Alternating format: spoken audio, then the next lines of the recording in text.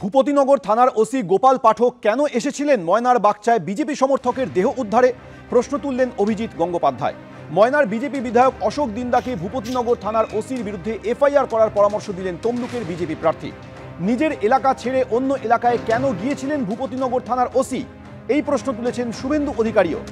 এদিন ময়নার বাগচার গোড়ামহল গ্রামে মৃত বিজেপি সমর্থক দীনবন্ধু মিদ্দার বাড়িতে যান তমলুকের বিজেপি প্রার্থী অভিজিৎ গঙ্গোপাধ্যায়। তার সামনেই পুলিশের বিরুদ্ধে ক্ষোভ উগরে দেন স্থানীয় বাসিন্দারা। মৃত বিজেপি সমর্থকের পরিবারের পাশে থাকার আশ্বাস দিয়েছেন অভিজিৎ গঙ্গোপাধ্যায়। ময়নার বাগচার গোড়ামহল গ্রামে পানের বরজ থেকে উদ্ধার হয় বিজেপি সমর্থক দীনবন্ধু মিদ্দার ঝুলন্ত দেহ। খুন করে ঝুলিয়ে দেওয়ার অভিযোগ তুলেছে বিজেপি। এই ঘটনায় সিবিআই তদন্ত দাবি করেছে মৃতের পরিবার।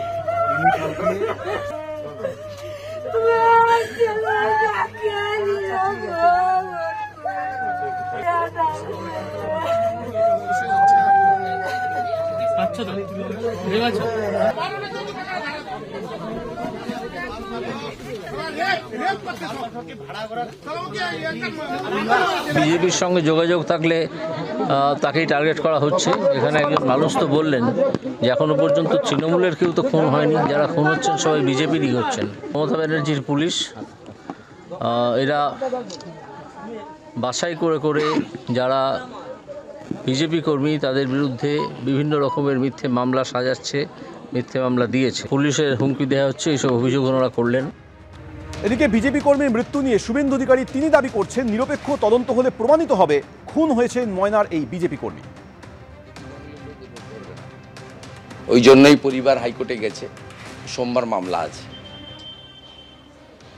এবং নিরপেক্ষভাবে রিপোস্টমর্টম যদি হয় এটা হত্যা প্রমাণিত হবে এবং পুলিশ বাধ্য হয়েছে ৩০২-এর মামলা করতে।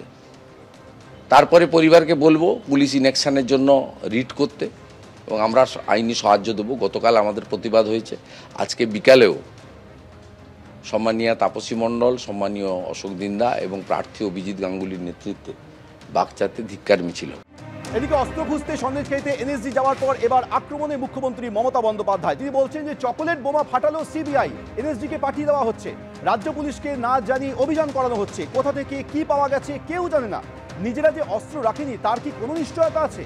অন্যদিকে বিজেপি নেতার বাড়িতে মজুদ বোমা ফাটছে, অভিযোগ মমতা বন্দ্যোপাধ্যায়। क्यों इतना झूठा बोलते हैं? क्यों आप इधर में एक चॉकलेट बोमा फाटने से भी आपको सीबीआई, आपको एनआईए, आपको एनएसजी जैसे कोई युद्ध हो रहा है और वन साइडेड स्टेट पुलिस को बताया नहीं, किसी को पता नहीं है क्या क्या मिला, किधर से मिला। ये भी हो सकता है खुद उन्होंने गाड़ी से ले आया, लेके शो किया है, कोई एविडेंस नहीं हुआ है कि वो उधर में थे। आज भी छोटा एक इंसिडेंट संदेशखाली में मेरे को आने का पहले मिला, और बीजेपी का एक नेता का घर में बोमा जमा करके रखा था। वो सोचता है बोम मार के या नकड़ी खा के वो इलेक्शन में जीत सकता है। It is our challenge also. बोम मार के नौकरी खा के आप चाकरी नहीं जीत सकते हैं। जनता के लिए भाग देওয়ার ক্ষমতা নেই, কিল মারার গোসাই। রুটি কাপড়া মাকান চাইয়ে। মমতা বন্দ্যোপাধ্যায়ের বক্তব্যের পাল্টা জবাব দিয়েছেন বিজেপির রাজ্য সভাপতি সুকান্ত মজুমদার। তিনি আবার বলছেন যে সন্দেশখালিতে বিদেশ থেকে অস্ত্র আমদানি করা হয়েছে আর তৃণমূল আড়াল করার চেষ্টা করছে সেসব। সুপ্রিম কোর্ট থেকে নির্বাচন কমিশনের দরজায় কড়া নাড়ছে তারা। তৃণমূলের কি দেশের সার্বভৌমত্ব নিয়ে কোনো চিন্তা নেই? নেজার থানার ওসির উপস্থিতিতে অস্ত্র উদ্ধার হয়েছে আর মুখ্যমন্ত্রী মিথ্যে কথা বলছেন। যারা দেশদ্রোহিতা করবে তাদের ঘাড় ধরে জেলে ভরা উচিত। সন্দেশখালী অস্ত্র উদ্ধার কাণ্ডে তীব্র আক্রমণে বিজেপির রাজ্য সভাপতি।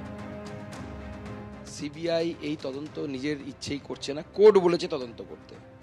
এখন ভোট তো আমাদের লম্বা টানা চলবে, ৪ তারিখের রেজাল্ট, তো সিবিআই কি তদন্ত বন্ধ রাখবে? তার জন্য তো কোর্ট সিবিআইকে ভর্ৎসনা করবে যে আপনারা কেন তদন্ত বন্ধ রেখেছেন। কোর্ট যদি নির্দেশ দেয় যে এখন তদন্ত করা যাবে না, তাহলে সিবিআই তদন্ত করবে না।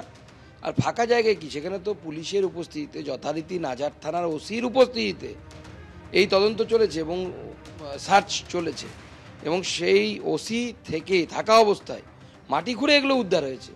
তো মমতা বন্দ্যোপাধ্যায় তো নিজেই পুলিশ মন্ত্রী, তারই ওসি সেখানে উপস্থিত ছিল। দেশের ক্ষেত্রে কেউ এইভাবে যে দেশকে ধোকা দিতে পারে, দেশের দ্রোহিতা করতে পারে, এটা একমাত্র তৃণমূল কংগ্রেসের সম্ভব। দেশদ্রোহিতা করবে আর এজেন্সি পদক্ষেপ নেবে না, সব কটাকে জেলে ঢোকানো উচিত এবং কান ধরে জেলে ঢোকানো উচিত।